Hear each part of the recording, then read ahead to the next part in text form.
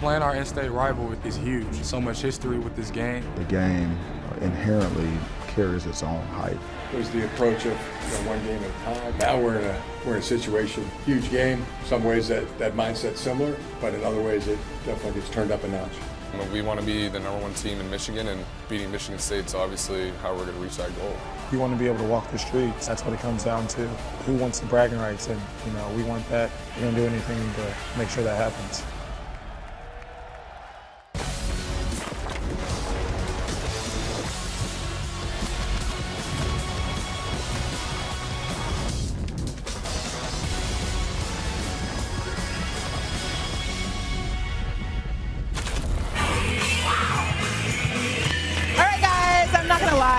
Really prepared for today simply because it is somewhere around 50 degrees outside. These fans don't give a damn because they let a top 10 matchup between Michigan and Michigan State. The first time that has happened since 1964. It is a statement Saturday, and someone has got to make one. We're getting you ready for this matchup between the Wolverines and the Spartans. And I said it's 50 degrees, but we out here. I have my co in the corner, Harry Douglas, for the first time ever on Countdown to Game Day. How do you feel? I'm doing good, but I want to know how y'all feeling. Y'all ready? Y'all ready? Let's go, baby. Let's go. Let's go. Let's go. That's right. That's right. We're out here for Countdown to College Game Day, presented by Battle 2042. And Harry said I'm savage because I'm out here with no sleeves on. She's tough. She's way tougher than me. My hands are numb, but it's perfectly fine. Harry, we like to start every single show off with something that we call the top, where we can just talk about what we're most excited about going into this game day Saturday. So what are you excited about? Christine, we're going to take it down to Jacksonville, Florida, where I know they're partying at right now. They're partying even at 8:30 in the morning, but it's the Florida Gators versus the #1 team in the country, the Georgia Bulldogs. So in this game, I want to see Christine.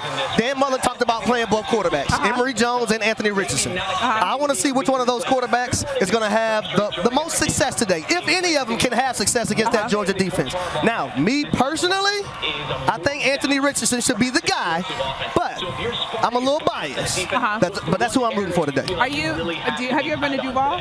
Yes. Of course. My dad's from Gainesville, Florida. Oh, wow. Yeah, my mom went to UF. Okay, my mom is from Jacksonville. Okay. So I'd be rapping for Duval. Okay. Duval.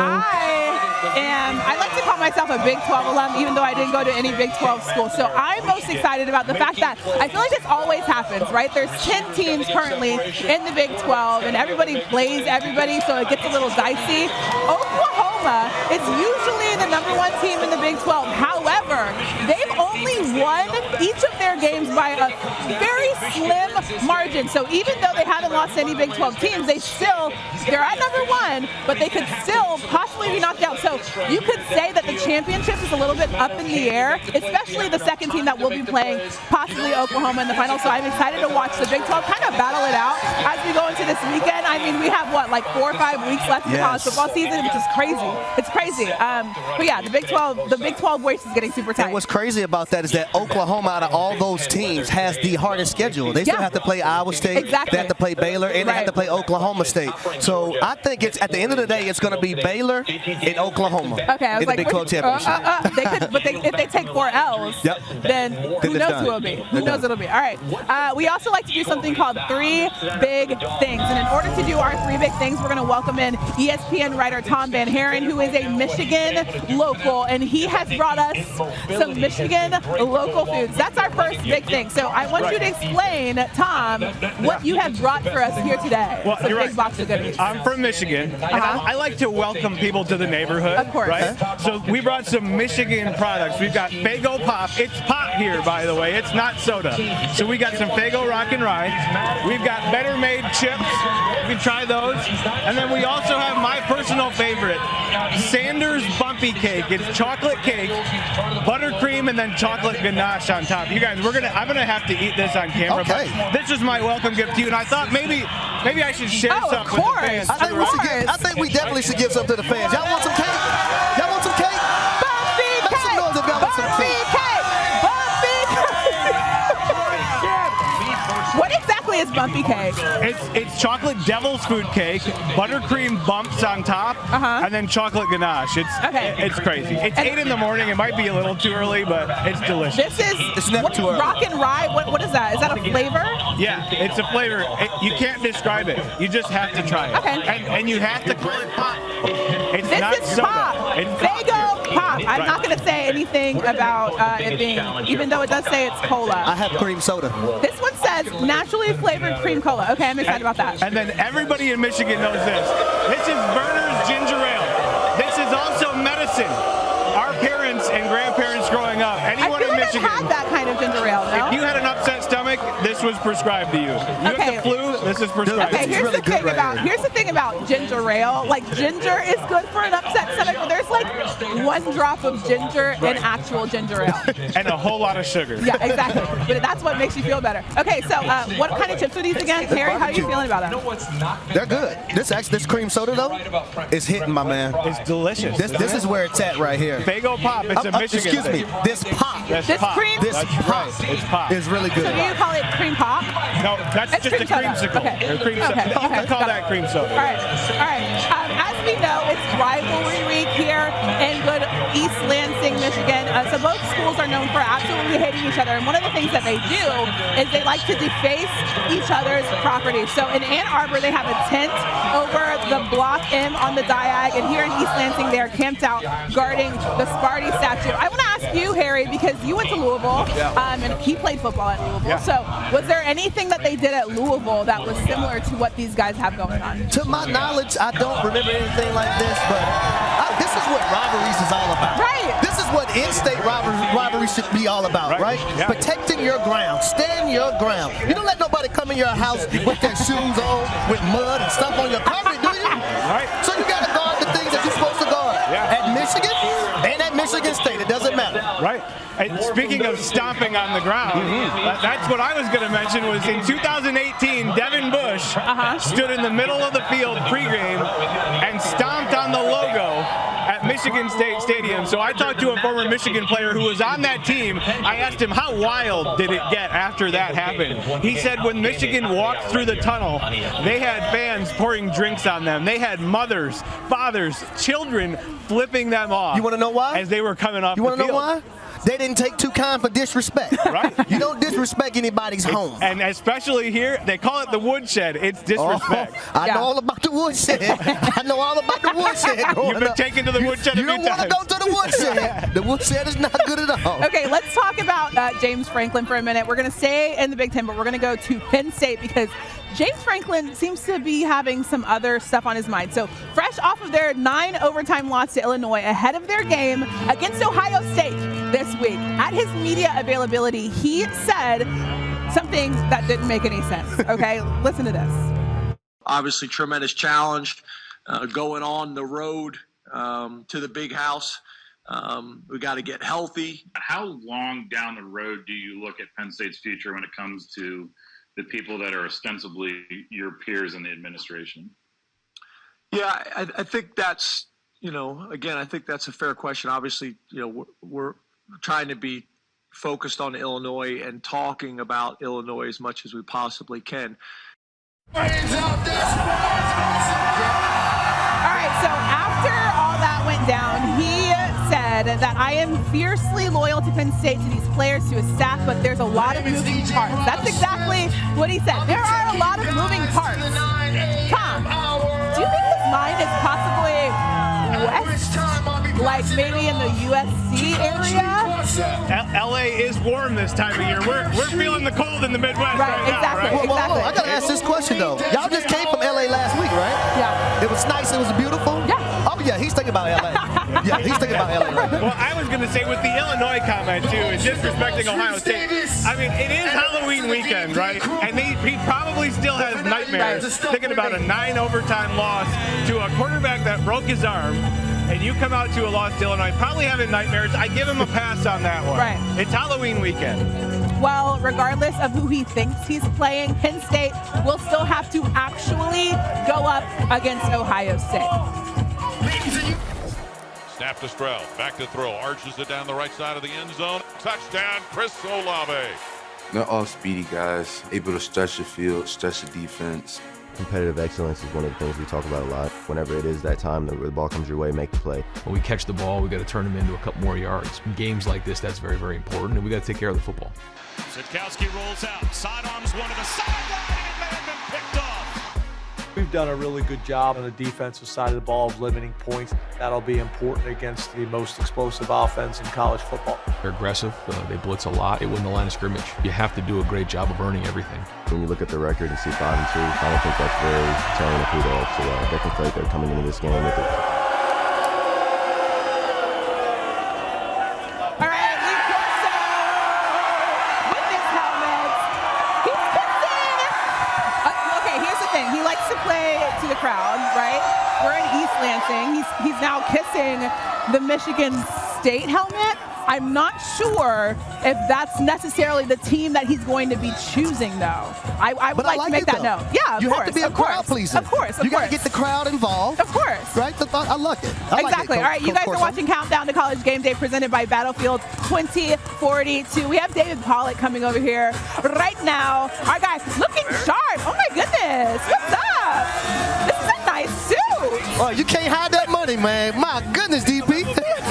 That's a nice suit. Like, you used to look like a bum. I feel like the gray it's a vibe. It's a moment. It matches here. Gray. Exactly. Are you cold? No, not yet. Okay. I will be. Yeah, of course. Not yet. We've got here for a minute. All right, so we were just talking about Penn State versus Ohio State. That's happening at 7:30 Eastern on ABC. I want to talk about C.J. Stroud because he's kind of been in the shadow of Justin Fields, even though he's had some pretty solid games in the last 3 games, have been his best all season. What would you say that he needs to do if he wants to be in the Heisman conversation? Well, I mean, his stock's flying up right now, and if you're watching him, remember, he's a young kid. This is the first time he's starting, so he's ascending, though. If I was buying stock in the quarterbacks in cross college football, it's him and Bryce Young. They're that kind of good. He made the best throw of the week last week between linebackers and safeties. It was disgusting. So he's getting it, sees the field well, anticipates well. It's only going to get better. That's the scary part. Penn State, they've got Brisker in the back end. They got some good defensive players that can give them some challenges, hopefully.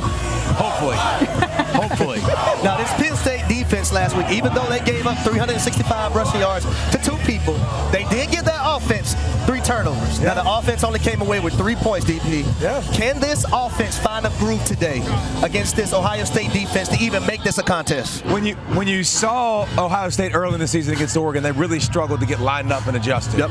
They fixed their issues. I want to see now if Penn State can give them some. Penn State's got speed. Sean Clifford's not healthy. They have 0 running game. There's no point, dog. There is no point in running the football. It's a wasted possession. Like, literally, if you hand it off, he's like, I just wasted a down. So Sean Clifford better be healthier. If he's like he was last week, kind of twisting and turning.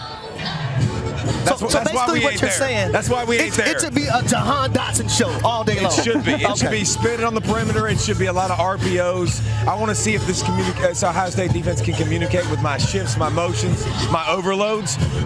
But either way, they got to score 30 against Ohio State. How many they score against Illinois in 19,000 overtimes? Minimum 30. So, I wish I could sell you on this game. Kirk's calling it. Chris is calling us.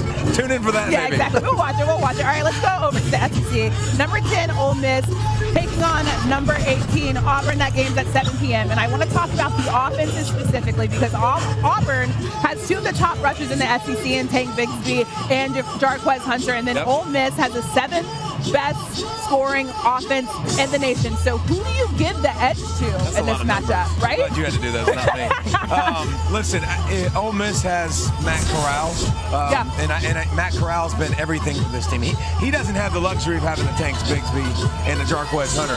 He runs the football. He ran it 30 times against Tennessee for 200 yards. So I tell you what, the murderer's row for Ole Miss. Alabama, Arkansas, LSU, they've run a gamut of tough games in a row. So I'll be interested to see how they respond. But I think this will be, whoever has the ball will be exciting because both quarterbacks can scramble around, make plays, create excitement. So I tell you what, Auburn's a favorite because if you've been to Auburn, it's a tough atmosphere to play. Their defense is playing better. Penn State, but I got to give credit to Ole Miss. Their defense has been all right the past couple weeks too. Yeah. Since they gave up a 50 spot. You mentioned two teams. You mentioned Arkansas. You mentioned Alabama. Yeah. Two teams who were more physical at the point of attack than Ole Miss and ran the football down their throat. I think if Auburn has a chance in this game, they have to get the football to those two running backs and also use Bo Nix with his legs. Well, they got 3 running backs, right? Basically. Because Bo Nix is a running back, and then he scrambles around and gives you extra possessions. So. All right, so we are here for a top 10 matchup. This is the first time these two teams have matched up as top 10 teams since 1964. Wow, he just like knows. You can read my mind, I guess. Are you Anyways, cold, by the way? there's a lot. I am. Chill bumps there. I told her she's tough, though. Hey guys, there's a lot at stake in this matchup. Watch this. Thorne going deep downfield. He's got him wide open, and they'll never catch him. Hayden, he gets everyone involved. He does a great job with communication. When he sees what we see, like he can see the whole thing. Quarterback playing very efficiently, very good against the blitz. He's very good scrambling. He's going to break away. Kenneth Walker's going to go all the way. Touchdown. He finds a hole, he hit it hard, and he's made a huge difference for us. That's a guy that'll make you pay if you're not in your gap. That'll make you pay if you're not on the edge. 4-man rush. They still pressure Morris, and Hutchinson takes him down. The new defense coordinators put in a lot of different things. They just like getting a lot of pressure on the quarterback. The most important thing for our defense is one-on-one. Our defense has stopped momentum very easily. Michigan State being an explosive team, being able to stop momentum is going to be big and big for the victory of this game.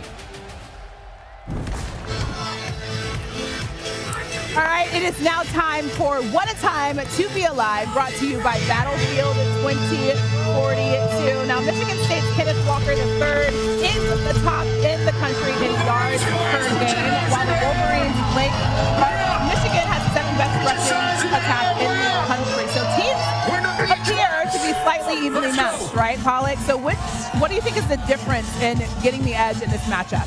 Well, Michigan State's offense is all about explosive plays, and they don't do it just with Kenneth Walker. They got Reed, they got Naylor, they got speed on the perimeter if they can block them, but they got to create balance. But I think the best part of Michigan's defense is their front four.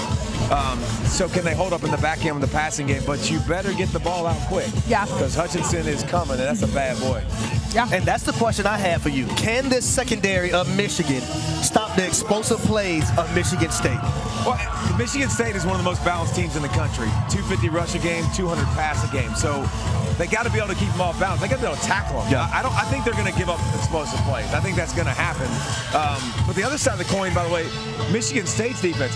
If I'm Mel Tucker, I don't care about the pass at all. And Mel Tucker's a brilliant defensive mind. I'm bringing everybody. Yeah. Everybody's invited to the party, to the run game party. Because I'm making Cade McNamara beat me. He doesn't do it in the deep game. Like, I think Mel Tucker will have something ready for him. Early in the week, I was like, Michigan's going to win. Michigan's going to win. The closer I get, the more doubt I have. So I think it's going to be a great game. Another thing I want to touch on in this game now, when you look at Michigan State, their offensive line, two games I really seen them struggle in. Nebraska, they did not win the line of scrimmage. Indiana, they did not win the line of scrimmage. Nope. If they cannot protect Peyton Thorne today, what do you think is going to happen? Well, it's going to get ugly. Yeah. But again, they have so much balance. Hopefully, you can keep them off guard. I mean, if Aiden Hutchinson knew it was a pass every play and you want to throw it 40 times, it's over. But Kenneth Walker, they're not a great offensive line. But what does he do? He makes people miss. 2/3 of his almost 1,000 yards are making people miss in the foxhole. Contact. Yeah, in little spaces where he's so quick. So you got to keep feeding it, and you got to keep the balance no matter what. You can't get pass happy just because you're not having success with the run. All right, so I'm going to do just a slight. I'm going to brag on ourselves a little bit. We have a rankings reaction show on Tuesdays because the first rankings for the CFP comes out on Tuesday, right? Yeah. So the winner of this game. Humble brag. We're humble brag, yeah. The winner of this game, who do you think, or where do you think they rank? Do they rank in the top 4? I don't think they'll be in the top 4. Now, listen, depending on what happens, if Penn State beat Ohio State, that might be different. If Alabama, somehow lost, that might be different. But they can't lose because they're on a bye, so that'd be very tough. That's true. If BYU beat them, though, got out there and jumped over them. But, so I don't think they'll be in the top 4. They haven't played a lot of good competition yet. I mean, Nebraska's it's not a really good competition. So I think, listen, they'll have their chance, though. It doesn't matter where you are. You can earn it. You're going to play Ohio State. You're going to play Penn State. So it really doesn't matter where they're ranked, but they're going to be in the top 5, 6, which is a good range. Okay, that's probably Christine, solid. I got to put them on the spot, though. DP, I got to put you on the spot. Do it. Who is the real number 2 team in the country. Notice I said real number 2 team in the country. So here's the thing. You have to balance between a 0 in the loss column and the best team. Like, the best team doesn't mean who's the number 2 ranked team, right? Like, Iowa was ranked number 2. Nobody thought they were the second best team in the country. Nobody did. But because of what they had done and there was a 0 in the loss column, you put them there.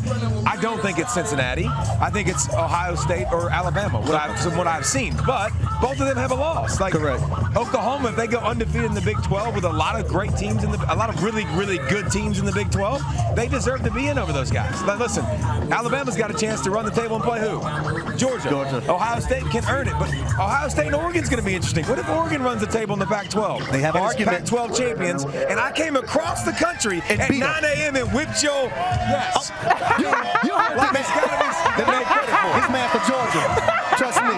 He's from the country. I know. The one thing that we know right now is Georgia is number 1 because they have a very scary defense. Nothing to see here. Yeah. Just stumbling away. I don't know how that happened. Anyways, it is spooky season, and last night, for some reason, me and Harry Douglas, along with Ben Latta, were convinced to go to a haunted house. So just watch this.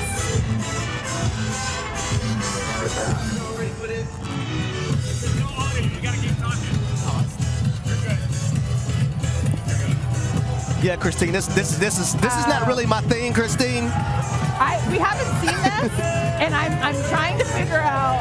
Is he out? So just so you guys know, there were real people. A lot of real people. There is blood. There was gore. People jumping out of spaces that we couldn't even see. Jen was like excited about it, and I was confused about that because she was like, oh, this is going to be great, which is why the smallest person for the majority of the time was in the front. But I was nervous going into it. Yeah, I was a little iffy about it. Harry kept pushing me into things. He was behind. You weren't supposed to tell everybody that, Christine. No, he was pushing me like literally every 5 seconds. He was pushing me as if I was supposed to say him. It was rude. I needed you to be Superwoman. But ultimately, it was a lot of fun. I feel like we had a lot of fun. That was fun, right? That was dope. We did it. We didn't die. That was the most important part, right? Praises. All right. So anyways, coming up on game day later today at 9:15, Spartan head coach Mel Tucker joins the show ahead of his big game this afternoon against the Wolverines, which obviously is going to be a really, really big deal. Then at 9:55 a.m., as I said, it's spooky season. We're doing a costume contest hosted by myself, and Tom Izzo will join the show as a guest judge. Then at 10:05 a.m., a deep dive on Ohio State, Penn State best rivalry moments, and Pollack breaks down the Buckeyes defense. And then at 11 a.m., little brother who? Gene takes a look back at Mike Hart's little brother comment, and Des sounds with Michigan's Blake Corum and Hassan Haskins. So you're not going to want to miss that. That is, of course, at 9 a.m. Eastern. What is going on? What's up? What's up? Wait, Go Green. We got the skull. Yeah. It's spooky season. It's spooky season. We got the cane. Okay. You used to scare a lot of people back in the day, too. Lansing, baby. Wait, these are your people. Yeah.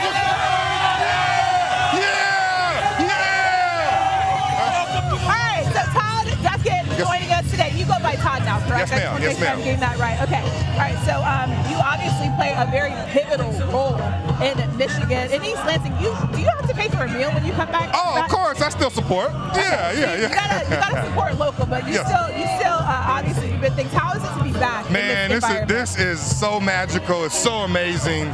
East Lansing on game day, especially playing these other guys from down the road. Let's have a great day today. I want to know, how does it feel to be a legend here at Michigan State with all these fans? Hey, it's the best school in the whole entire country. I'm a proud Spartan, and I just can't wait for this game, man. I've been waiting for this game all week. Let's get it. All right, take us back to 2001.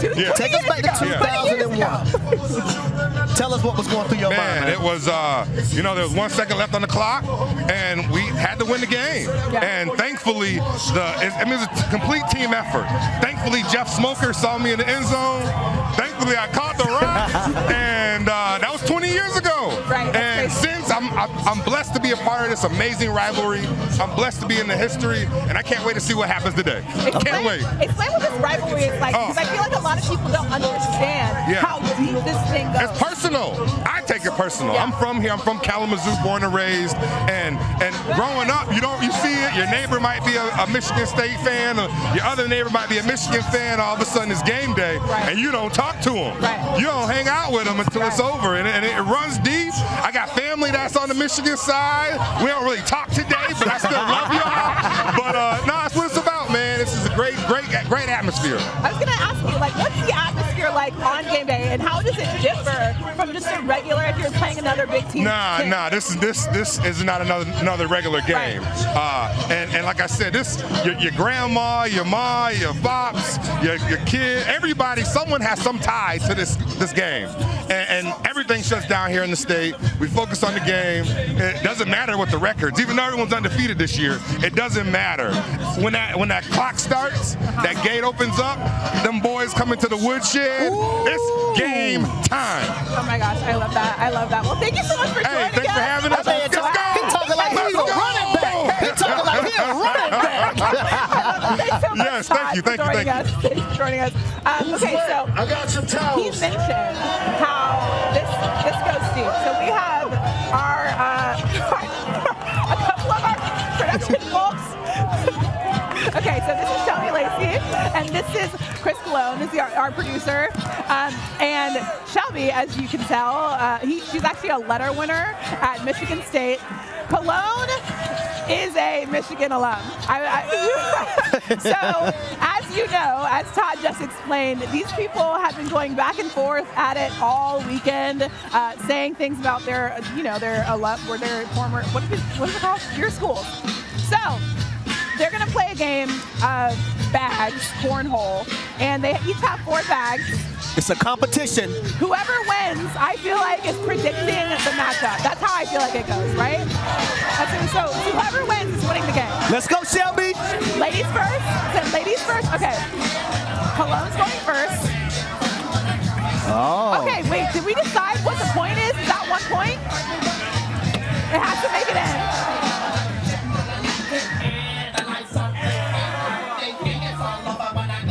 It's 0-0. This is not going great. And if you knock another one in, that's a point. No, that's awful. I feel like Shelby just it's won, self-explanatory. Right? It's self-explanatory. Like, guess what? Spartans!